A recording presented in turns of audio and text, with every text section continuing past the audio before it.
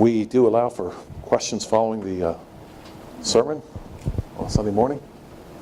Who has the first question?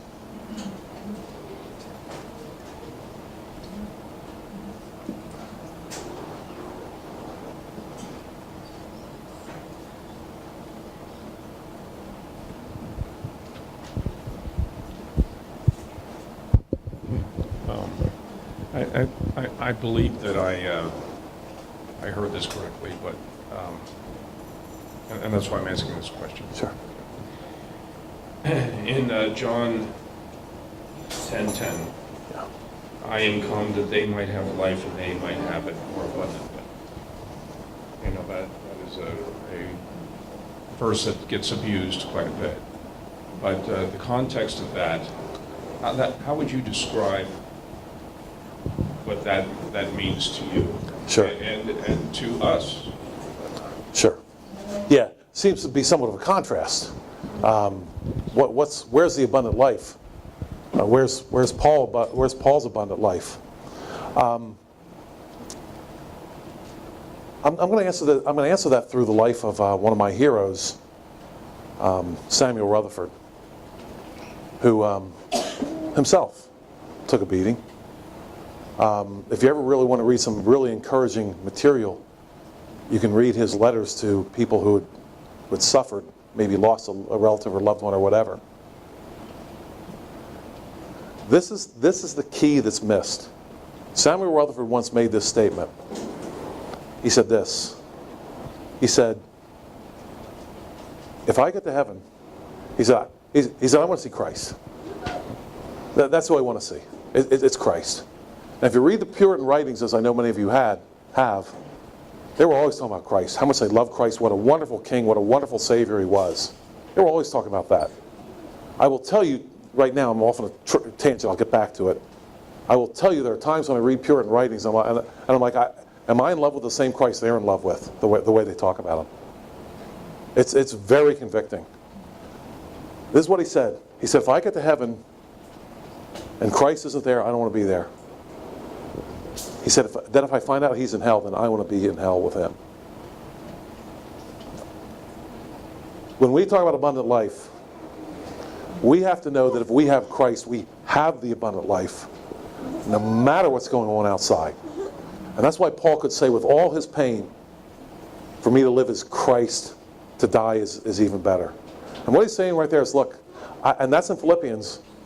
And that's where he talked earlier about all Pharisee the Pharisees, circumcised the AT, Hebrew the Hebrews, tribe of Benjamin, all his credentials. He was comparing them to Christ. He's looking at those credentials and saying, what are they? Then he used a very derogatory term, which I can't say, to describe his credentials compared with Christ. And I think that's what we miss. How valuable is Christ really to us? Is this Christianity sort of a philosophy type thing, a way of living? That comes out in some of our books sometimes. You know, the book of Proverbs, whatever. All that is true and all that is good. But if we don't love Christ, then this life can't look all that abundant. But it did for Paul. Good question. Yeah. When you look at the two different lives of Paul and all of us, for that matter, I mean, you think when the world speaks, they want peace, peace. But their idea of peace is an absence of conflict. But our idea of peace is a presence of truth. And it's such a difference that they don't get, our idea, and we see how their idea is just like confusion, because they just want to have no noise, or no conflict. So even though we can say the same thing, it's peace, their definition is so much different than ours that it can't come together. Yeah, the Isaiah passage, of course, comes to mind. There is no peace, saith my God to the wicked. Of course, our ideas are that peace comes through those bureaucrats of the United Nations turning dials to control the lives of people. That's truly their idea. But the Bible, throughout and throughout, ties peace with God's law. And there is no peace outside of God's law ever. Ever. There's only conflict, there's only death. And the best the world can come with as far as peace is, as we've said before, peace of the graveyard. It's where everybody's dead. That's it. That's all they have. I mean, think about it. Pagan people, have they ever been able to achieve peace? Ever. Think about it. Think of one time in history. Did you know that we're constantly dumping on the Pilgrims, the Puritans, the separatists that came here, constantly dumping on them because they displaced the Native Americans. Oh, what terrible people they were. You know, they came here, they traded with the natives. They allowed them access to their courts. They could testify against a European in their courts. They could do that. And their testimony was valid. And there was not one conflict with the Native Americans, Indians, for 60 years. How's that? People that took God's law seriously and had peace. Even with what you would call their enemies, they had peace. Question. Since 1776, have we ever had 60 years of peace? Have not. Not even close. The world cannot lecture us on peace. They could start by showing us. They've had 6,000 years of human history to do it. I think you addressed this in your sermon some, and it's similar to his question as well, but I think of the book, How Christianity Changed the World, which you've talked about quite a bit, and what you were saying about Paul, and if you lived in Iran, those things, but I still have a hard time, am I misunderstanding that a little bit? I mean, isn't Christianity an extremely positive thing for civilization? Sure is. So what am I missing? Well, You take it back. with the passage, I mean, he says, what did Paul say there? Yeah. If in this life only we have hope in Christ, we are of all men the most pitiable. If we're following Christianity seriously, wouldn't we be much happier and not pitiable or whatever? You know what? I am going to ask my fellow elder John Bingaman to answer that question because I know he knows the answer to this. Sorry. Oh, okay. Can I say something? No, Okay. Yeah. That having come to Christ so much later in life than a lot of people, I kind of had the same reaction. Like, it is so much better here, not because different stuff happens to me. I still have the same concerns that I had before I was saved, but I approach them so differently and have a confidence and that peace that Marilyn talked about in spite of what's happening in my life. Right. So to me, that is abundant. That's an abundant peace and joy that I couldn't have except for what Christ did for me. Right. In the present tense. The reason why I asked John to address that, and John, the question was, hey, how about things? Yeah. Isn't it true that, like in How Christianity Changed the World, for example, isn't it true that Christ changes things and makes them so much better even in this life? And I know you've done a lot of work on common grace and special grace, which certainly that question addresses. So I was thinking I'd let you address the question. Unless you don't want to. No, thank you. Okay, then I'll address it. now he's just embarrassed. Okay, I'm sorry, John. I'll try not to do that to you anytime soon again. Of course, I do it to you the weekend you're babysitting. I would answer it this way. We have statements like in Isaiah, that the time will come when they'll all know me. And you won't even have to tell your neighbor about Christ because they'll know already. Then we have Jude talking about contending for the faith. And Jude's book is pretty stiff. The difference here is what you have to do to get to this point. The people that have gotten us to this point here in this country, and in the West, generally speaking, they sacrificed an awful lot. They didn't just obviously roll off the ship, and it was just wonderful. Unfortunately, we're told nowadays that we're supposed to contend, but we're not supposed to be contentious. Anybody know how to do that? Please raise your hand and let me know how you do that.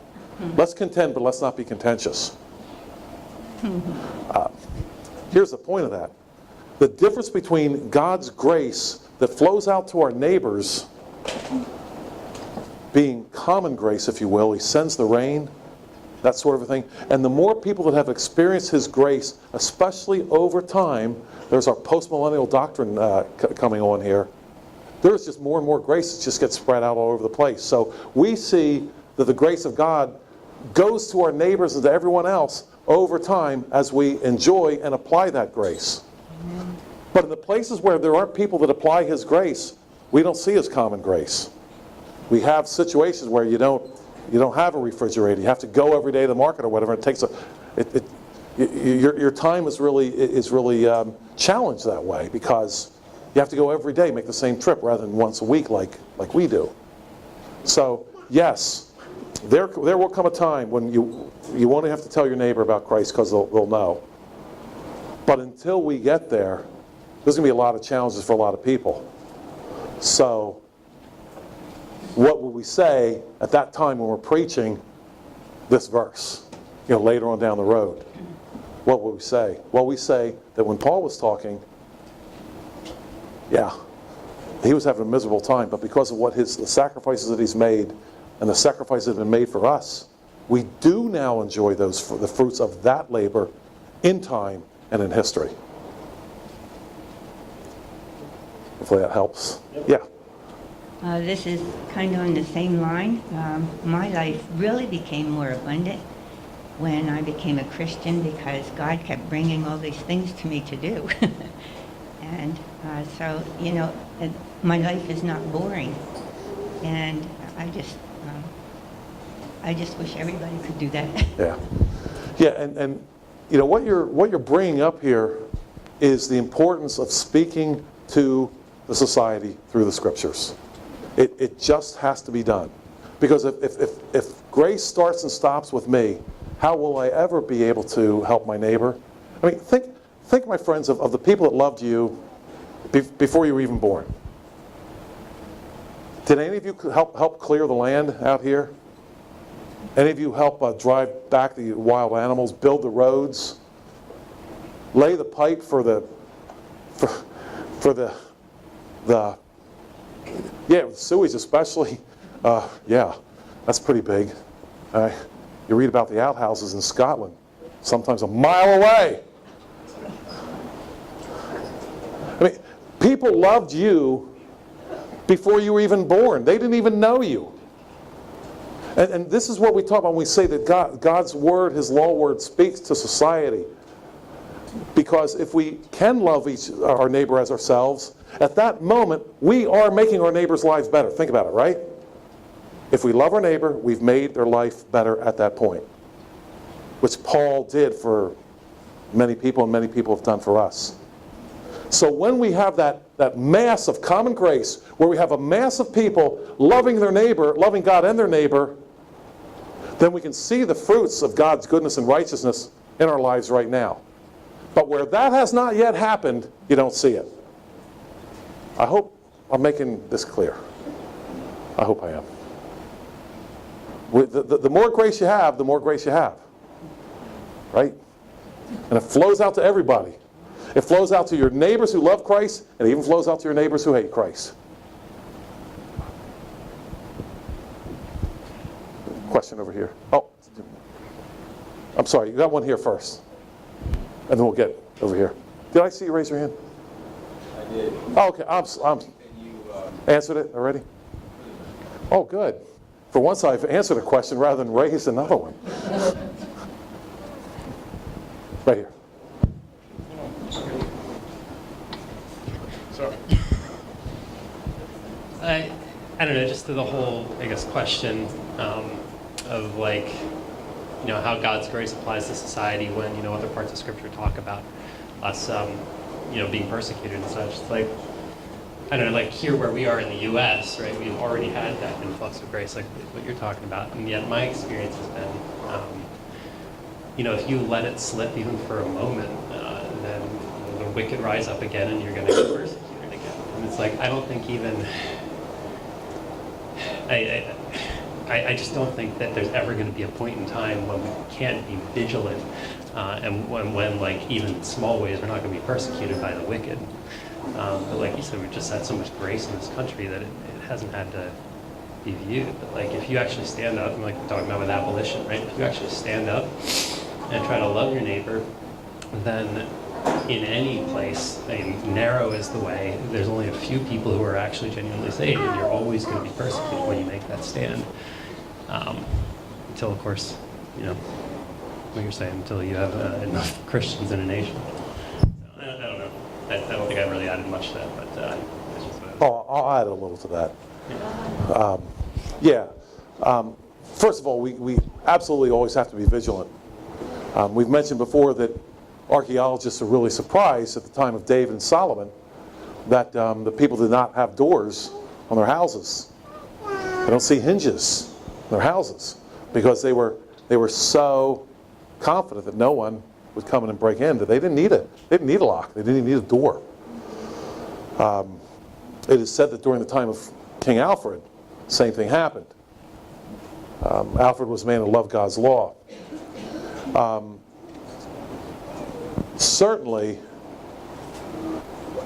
it's our job to love our neighbor, to promote righteousness in all spheres, family, church, and state. The question that we run into, as I run into as a postmillennialist, is, well, hey, it's never worked for long enough. But Matt Truella made an interesting point here that I just saw. Matt Truella, who's been here to speak, he said that for 1,500 years, homosexual behavior was criminalized. 1,500 years in the West. That's something. The Byzantine Empire lasted for over 1,000 years and was a very peaceful place. A lot of common grace. So my thing is this. If peace can last for 1,000 years in the Byzantine Empire, or 50 years under King Alfred, or 75 years under David and Solomon, why can't it last longer? Why not? Why can't it last 1,000 years? And why can't it last over the whole earth? Why not? If it can last anywhere, it can last everywhere, if it's the grace of God. But that's the question we run into all the time. Thanks for bringing that up. It's a hard, we're all there, right?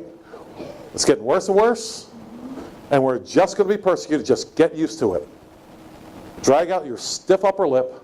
This is as good as it's ever going to be. Truly is your best life now, because tomorrow it's getting worse. Christ says, I've got all authority in heaven and earth. Teach the nations. I believe by saying that, he's saying it's going to be successful.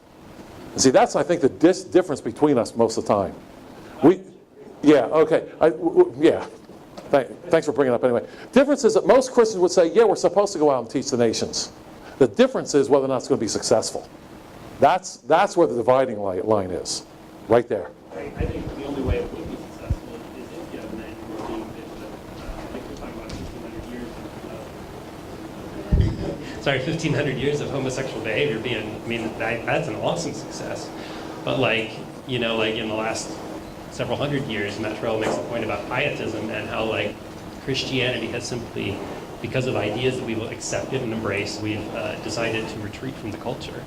And it's like, that's the reason why, because we've stopped honoring God's law, we've stopped honoring it in society. And it's just like every generation needs to be just constantly sowing the truth into the world around us. So. No doubt. No doubt about it. No doubt. Yes? In the Bible, it teaches that the nation that honors God, He is Lord. That there is prosperity guaranteed with that. He says that there will be no complaining in the streets and the animals will have thousands of animals in the streets. In other words, there will be a lot of prosperity. It teaches that. Also, I'd like to mention also today that in our benediction, that it says that now to him is, we use this a lot of times, now to him is able to keep us from falling, prevent us faultless before his presence with exceeding joy to the only wise God, our Savior, be glory, majesty, dominion, and power, both now and forever. It's now. It's not shall be. Now I gotta watch it when we sing that thing there in the benediction. So shall be. Oh, yeah. It should be Yeah. now. Yeah. And now Yeah. he has no Yeah. and Yeah. When we sing Christ shall have dominion, I mean, that's actually biblical language. But what that's saying there is that that dominion will continue to be obvious. It's not like he doesn't have dominion now, but it's not obvious to everybody. Just like his name right now is, for example, oh Lord, how excellent is your name in all the earth, but it's being cursed by many, many people every day, and now especially publicly more than ever. But the fact that his name is cursed does not mean that his name is not excellent. But the fact that we do not see his dominion does not mean that he does not have it right now, and it shall be more obvious, but he's not going to get any more dominion later than he already has. He already has all authority in heaven and earth. He's not getting any more. well, I can remember when I was in Bible college, they said that he will have dominion in 1,000-year Yeah. reign, and Right. that is absolutely false. And every time I hear it shall be, in other words, I refer, it's a shocker to me. We're reprogram you, Chester. But also, I know we're getting a late start, but we're going to get it done. But also, I believe that as Christians, we have to be careful who we vote into politics to. And that's why I'm voting for Trump, because Trump is making it very clear that he's going to stand with the Christians. He believes that our nation was set up on a Christian basis, Christian teachings. And I know that some people here don't agree with me. At the same time, I have to be faithful to the Word of God, what I believe, and I believe it's my responsibility as a Christian to warn others that Hillary is not the one we should be voting for, and that if you don't vote for Trump, you are absolutely one less vote. Yeah. Well, thank you, Chester, for reminding me of the terror of the open mic. But I still love those ones that don't vote for it. I'm sure they love you too. I don't want them to Yeah. Yeah. I'm going to crucify anybody because Yeah. Well, thank you, Chester. You'll want to make sure that you attend the old-fashioned Election Day sermon there in the beginning of November. We'll definitely have some things to say about all that. Definitely. Okay. If there were any other questions, we're low on time. So thank you for your kind attention. Yeah, that's right. No more.